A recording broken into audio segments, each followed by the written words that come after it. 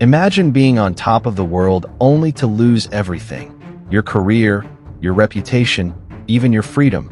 For most people, that would be the end. But for Robert Downey Jr., it was just the beginning of an unbelievable comeback. In the 1980s and 90s, Robert Downey Jr. was one of Hollywood's brightest stars. He had undeniable talent, charisma, and the kind of charm that made people believe he was destined for greatness. But behind the scenes, his life was spiraling out of control. Addiction took over. He was arrested multiple times, in and out of rehab, and became known not for his talent, but for his struggles. Studios stopped hiring him and friends walked away, and many in Hollywood wrote him off completely.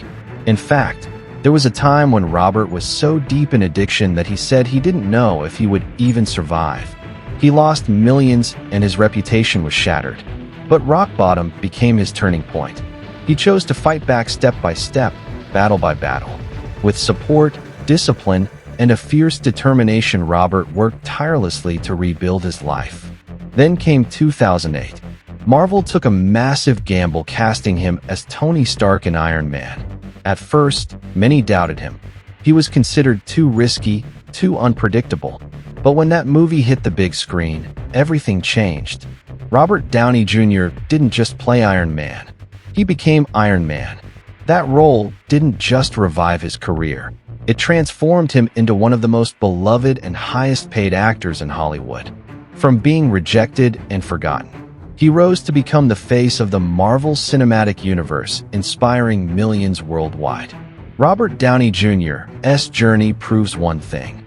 No matter how many times you fall, your story isn't over until you decide it is. Rock bottom isn't the end. It can be the start of your greatest comeback. So if life knocks you down, remember Robert Downey Jr., remember Iron Man. Because sometimes the hero isn't the character on screen, it's the person who refuses to give up behind the scenes.